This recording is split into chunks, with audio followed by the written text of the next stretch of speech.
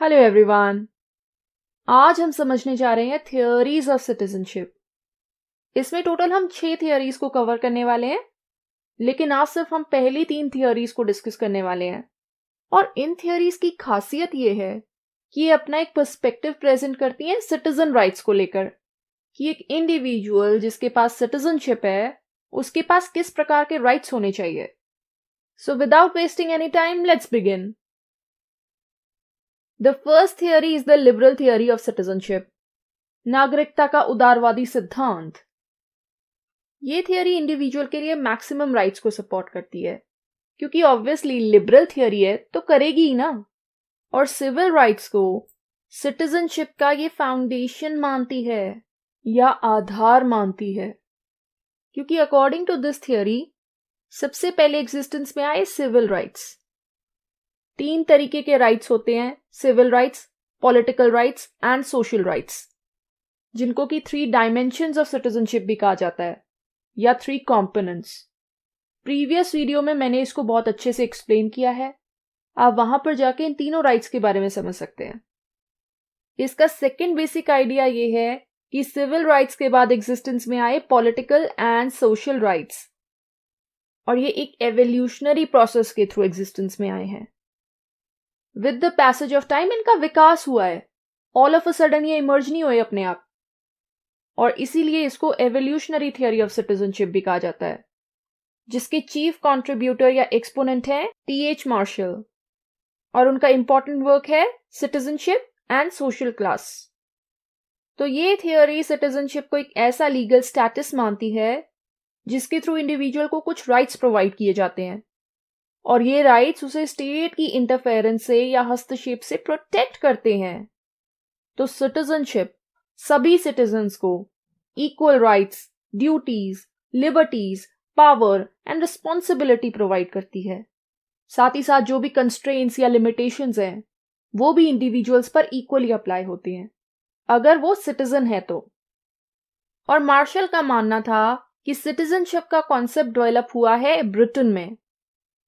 उनके अकॉर्डिंग सबसे पहले आए civil rights in the 18th century, जिनको कि सिटीजनशिप का सिविल कंपोनेंट या डायमेंशन माना जाता है। उसके बाद 19th सेंचुरी में आते हैं पॉलिटिकल राइट्स, और 20वीं शताब्दी में 20th सेंचुरी में इवॉल्व होकर आते हैं सोशल राइट्स। जब क्लासिकल लिबरलिज्म का समय था तब आए सिविल एंड पॉलिटिकल राइट्स, और पॉजिटिव लिबरलिज्म के आने के साथ साथ आए सोशल राइट्स। सिविल राइट्स का एग्जाम्पल है फ्रीडम ऑफ स्पीच और एक्सप्रेशन, पॉलिटिकल राइट्स का एग्जाम्पल है right to vote and to contest elections, और सोशल राइट्स में आते हैं right to adequate health care या राइट टू प्रॉपर एजुकेशन।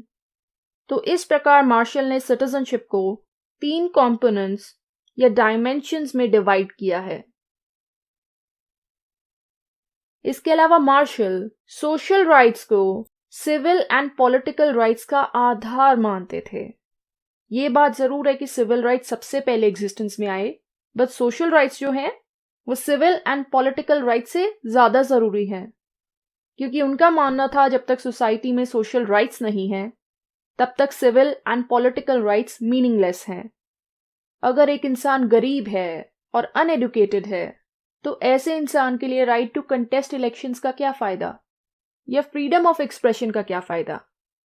और इसीलिए मार्शल भी एग्जाम्पल देते हैं कि right to freedom of speech का तब तक फायदा नहीं है जब तक सबके पास राइट टू एजुकेशन ना हो। सोशल राइट्स का पर्पस ही होता है कि इंसान का लिविंग स्टैंडर्ड इंप्रूव किया जाए।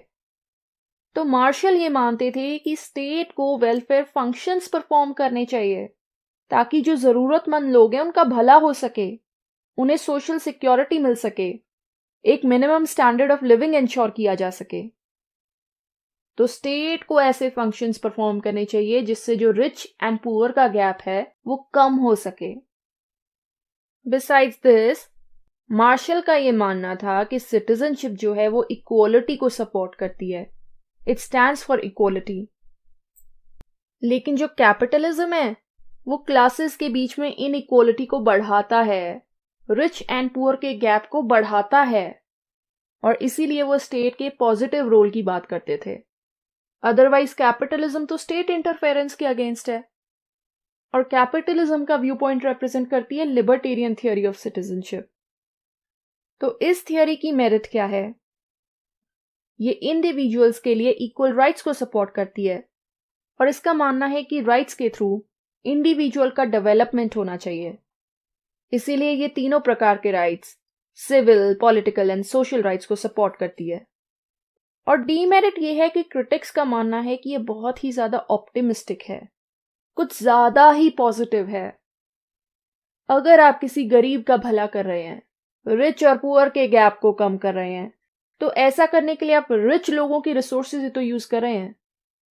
ये क्रिटिसिज्म मेनली लिबर्टेरियंस द्वारा किया जाता है कि आप किसी एक से रिसोर्स को छीनकर दूसरे को दे रहे हो। ये कौन सी इक्वालिटी है? That's why it is to optimistic. तो ये थी लिबरल थियोरी ऑफ सिटीजनशिप, जो कि सिटीजन्स के लिए इक्वल राइट्स पर फोकस करती है। और इस थियोरी को मेनली हमने टीएच मार्शल के पर्सपेक्टिव से समझा है। फिर आती है रिपब्लिकन थियोरी ऑफ सिटीजनशिप। अगर आपने मेरी डेमोक्रेसी वाली वीडियोस देखी हैं, तो ये थियोरी पार्टिसिपेटिव डेमोक्रेसी पर बेस्ड है। ये सिटीजन्स के डायरेक्ट पार्टिसिपेशन को सपोर्ट करती है। सिटीजन्स को अपने लिए किसी रिप्रेजेंटेटिव को चुनने की जरूरत नहीं है, वो खुद से ही लॉ मेकिंग और डिसीजन मेकिंग करेंगे। और इस प्रकार के आइडिया को सपोर्ट किया है रूसो ने, जो कि पार्टिसिपेटिव डेमोक्रेसी के जनक माने जाते हैं। अकॉर्डिंग टू दिस थियोरी, जिसके पास भी सिटीजनशिप है एक स्टेट की, उसको डायरेक्टली डेलिब्रेशंस में और पॉलिसी मेकिंग में पार्टिसिपेट करना चाहिए। डेलिब्रेशन होता है डिस्कशन। तो जो भी स्टेट के मैटर्स हैं उसमें सिटीजन्स एक्टिवली पार्टिसिपेट करें, इसी प्रकार डिसीजंस लें और पॉलिसीज बनाएं। सो ये थियोरी इंश्योर करती है कि इंडिविजुअल्स कोई सब्जेक्ट्स नहीं बल्कि सिटीजन्स हैं, जो कि एक स्टेट के अफेयर्स में पार्टिसिपेट करते हैं। और इसीलिए इस थियोरी के सपोर्टर्स चाहते हैं कि सिटीजन्स लॉ मेकिंग में पार्टिसिपेट करें। जो लिबरल थियोरी थी उसमें तो लॉ सिटीजन्स को प्रोटेक्ट करता था, पर इस थियोरी में सिटीजन्स ही लॉ बनाते हैं। That is the difference. तो जहां लिबरल थियोरी रिप्रेजेंटेटिव डेमोक्रेसी को सपोर्ट करती थी कि हम अपने रिप्रेजेंटेटिव्स को इलेक्ट करें, जैसे कि इंडिया में करते हैं, मेंबर्स ऑफ पार्लियामेंट को इलेक्ट करें, रिपब्लिकन सपोर्ट करते हैं डेलिबरेटिव डेमोक्रेसी को, एक ऐसी डेमोक्रेसी जिसमें डिसीजंस डिस्कशन के थ्रू लिए जाते हैं। इस मॉडल को भी मैं एक्सप्लेन कर चुकी हूं।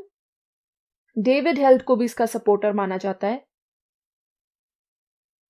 रिपब्लिकन थियोरी मानती थी कि सिटीजनशिप का एम होना चाहिए सिटीजन्स को एक कॉमन सिविक आइडेंटिटी प्रोवाइड करना, एक ऐसी कॉमन आइडेंटिटी जो सभी नागरिकों के पास हो, क्योंकि इसका मानना था कि सिटीजनशिप ही सिटीजन्स को यूनाइट कर सकती है, एक कॉमन पब्लिक कल्चर क्रिएट कर सकती है, एक ऐसी सोसाइटी जिसमें लोग कॉमन पॉलिटिकल प्रैक्टिसेस को फॉलो करते हो, सभी के पास एक जैसे राइट्स हों, सभी डिसीजन मेकिंग का हिस्सा हों, लॉ मेकिंग करते हों। लेकिन इसके साथ ही साथ रिपब्लिकन्स कम्युनिटेरियंस को भी क्रिटिसाइज करते हैं। अक्सर इन दोनों थियरीज के बीच में कंफ्यूजन हो जाता है। कुछ लोगों को ये लगता है कि ये दोनों थियरी सेम है, क्योंकि दोनों थियरीज ही सिटीजन्स के एक्टिव पार्टिसिपेशन को सपोर्ट करती हैं। बट रिपब्लिकन्स का मानना है कि कम्युनिटेरियंस अपनी कम्युनिटी को ज्यादा इंपॉर्टेंस देते हैं ओवर द नेशनल इंटरेस्ट या स्टेट का इंटरेस्ट। ओवरऑल सोसाइटी से ज्यादा उन्हें अपनी कम्युनिटी ज्यादा इंपॉर्टेंट है, अपनी लोकल आइडेंटिटी ज्यादा प्यारी है, इसलिए वो इनको क्रिटिसाइज करते हैं। तो ये डिफरेंस मुझे यहां बताना जरूरी था ताकि आप दोनों के बीच में कंफ्यूज ना कर जाओ। तो ये होती है रिपब्लिकन थियोरी ऑफ सिटीजनशिप, जो कि मानती है कि सभी सिटीजन्स को लॉ मेकिंग और डिसीजन मेकिंग में पार्टिसिपेट करना चाहिए डायरेक्टली, और यही इसका एक मेरिट है। वहीं डीमेरिट ये है कि कंटेम्प्रेरी टाइम्स में, जहां पॉपुलेशन इतनी ज्यादा है, स्टेट का एरिया बहुत वाइड है, ऐसे में सिटीजन्स का डायरेक्ट पार्टिसिपेशन इम्पॉसिबल है। ये उन्हीं स्टेट्स पर लागू हो सकता है जहां पर पॉपुलेशन कम हो। आज की फाइनल थियोरी है लिबर्टेरियन थियोरी ऑफ सिटीजनशिप, जो कि सोशल राइट्स की बजाय इकोनॉमिक या मार्केट राइट्स को इंपॉर्टेंस देती है for the citizens. Market rights भी ऐसे इकोनॉमिक राइट्स होते हैं जो कि फ्री मार्केट से रिलेटेड होते हैं, जैसे कि फ्रीडम ऑफ चॉइस, एक इंडिविजुअल जो करना चाहे वो करे, राइट टू ओन प्रॉपर्टी, तो इस प्रकार के राइट्स को ये सपोर्ट करते हैं। देखो, लिबर्टेरियंस होंगे तो ये किसका सपोर्ट करेंगे? ये यही कहेंगे कि स्टेट को वेलफेयर नहीं करना चाहिए, state should leave the individual free, individual जो करना चाहे वो कर सके, उसका काम तो सिर्फ मिनिमल फंक्शंस परफॉर्म करना होता है। और अगर मेरी वीडियोस देखी हैं अभी तक पॉलिटिकल थियोरी की, तो पता ही चल गया होगा कि लिबर्टेरियन थियोरी के मेन एक्सपोनेंट कौन है? रॉबर्ट नॉजिक, जिनका वर्क है अनार्की, स्टेट एंड यूटोपिया। तो लिबर्टेरियंस प्रायोरिटी देते हैं फ्री मार्केट को अपने आप रेगुलेट करने देना चाहिए, क्योंकि उसका एक सेल्फ रेगुलेटिंग नेचर होता है। स्टेट को किसी भी प्रकार से इकोनॉमिक स्फेयर में इंटरवीन या हस्तक्षेप नहीं करना चाहिए, और इसीलिए इंडिविजुअल को इकोनॉमिक राइट्स प्रोवाइड करने चाहिए, ऐसे इकोनॉमिक राइट्स जो फ्री मार्केट को प्रमोट करते हों, जिनको कि मार्केट राइट्स भी बोलते हैं, क्योंकि ये राइट्स एंटरप्रेन्योरियल फ्रीडम इंश्योर करते हैं। सिंपलेस्ट मीनिंग होता है एंटरप्रेन्योर का एक बिजनेसमैन। तो ये मार्केट राइट्स आपको बिजनेस करने की आजादी देते हैं, और एक सिटीजन को इस प्रकार के राइट्स प्रोवाइड किए जाने चाहिए। उसके पास प्रॉपर्टी को ओन करने की फ्रीडम होनी चाहिए। वहीं नॉजिक का यह मानना था कि स्टेट जो है या राज्य जो है वो एक लार्ज एंटरप्राइज की तरह है, यानी कि एक लार्ज कंपनी या ऑर्गेनाइजेशन की तरह है, और सिटीजन्स उसके कस्टमर्स या क्लाइंट्स हैं। तो बिजनेस का तो ये असूल होता है कि customers are supreme and hence the citizens are supreme, ना कि स्टेट। स्टेट तो सिर्फ एक कंपनी है, उसे सिटीजन्स को जैसा वो चाहें करने की आजादी देनी चाहिए। और सिटीजन्स क्या चाहते हैं? According to this theory, citizens चाहते हैं कि उनके पास इकोनॉमिक फ्रीडम हो, वो प्रॉपर्टी ओन कर सकें, उनके पास फ्रीडम टू अर्न हो, और कोई ऐसा इंस्टीट्यूशन हो जो उनकी प्रॉपर्टी को प्रोटेक्ट कर सके। और ये बहुत ही बड़ा टास्क है, और यहीं पर रोल आता है राज्य का या स्टेट का, जो कि इंडिविजुअल्स की प्रॉपर्टी को प्रोटेक्ट करती है। तो स्टेट एक प्रोटेक्टिव इंस्टीट्यूशन है जिसका काम है सिटीजन्स की प्रॉपर्टी को प्रोटेक्ट करना। इसके अलावा ये मानती है कि सिटीजन्स पब्लिक रीडिस्ट्रीब्यूशन को सपोर्ट नहीं करते हैं, जैसा कि लिबरल थियोरी में कहा गया है, बल्कि वो तो फ्रीडम ऑफ चॉइस को सपोर्ट करते हैं। वो इस बात को पसंद करते हैं कि प्राइवेट स्फेयर में किसी भी प्रकार का स्टेट का कोई हस्तक्षेप या इंटरफेरेंस ना हो, वो जो एक्टिविटी करना चाहें उसे फॉलो कर सकें। सो लाइक अगर कोई अमीर हो रहा है उसे अमीर होने देना चाहिए, स्टेट को इस चीज से कोई प्रॉब्लम नहीं होनी चाहिए। ऐसा नहीं होना चाहिए कि टैक्सेशन के थ्रू जो अमीरों की वेल्थ है वो गरीबों को ट्रांसफर कर दी जाए। यही होता है पब्लिक रीडिस्ट्रीब्यूशन, जिसके अगेंस्ट लिबर्टेरियन थियोरी होती है, क्योंकि ये थियोरी मानती है कि अगर कोई अमीर हो भी रहा है तो वो अपनी कैपेबिलिटी से हो रहा है, अपनी एफिशिएंसी से हो रहा है, तो क्यों स्टेट उस इंडिविजुअल की वेल्थ को टेक अवे करे? That is not justice. और यही रीजन है कि इकोनॉमिक और मार्केट राइट्स को सपोर्ट करते हैं।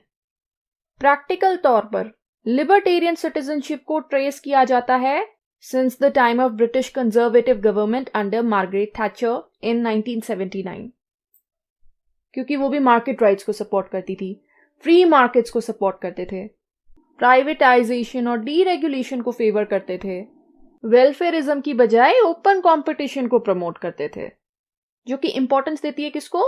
मार्केट राइट्स को ओवर द सोशल राइट्स।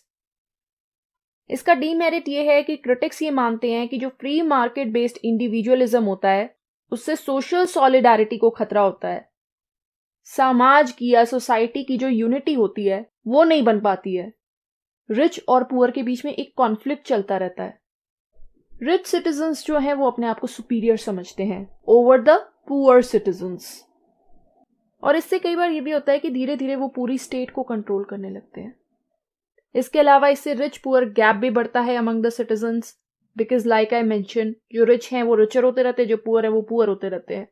एक सोसाइटी में इक्वालिटी नहीं आ पाती है। एक डीमेरिट हम ये भी बता सकते हैं कि ये सोशल राइट्स की बात नहीं करती है, वो भी तो एक इम्पॉर्टेंट डायमेंशन है सिटीजनशिप की। लेकिन मेरिट ये है कि ये इंडिविजुअल फ्रीडम पर एम्फेसाइज करती है, सिटीजन्स की डेवलपमेंट का ध्यान रखती है, और उनकी डेवलपमेंट के लिए फ्री चॉइस को सपोर्ट करती है, क्योंकि इनका मानना यही इंडिविजुअलिज्म है कि उस पर किसी भी प्रकार से स्टेट का कोई भी इंटरफेरेंस ना हो। So this was the libertarian theory of citizenship, और ये थी हमारी आज की वीडियो जिसमें हमने 3 थियरी ऑफ सिटीजनशिप को कवर किया है। अगली 3 थियरीज को हम सेकेंड पार्ट में कवर करने वाले हैं। Hope you understood the topic. तो आज की वीडियो में इतना ही। अगर आपको मेरी वीडियो पसंद आई हो तो प्लीज इसे लाइक कीजिएगा, अपने दोस्तों और फैमिली रिलेटिव्स के साथ शेयर कीजिएगा और मेरे चैनल को सब्सक्राइब कीजिएगा। Thank you so much. आपका दिन शुभ हो।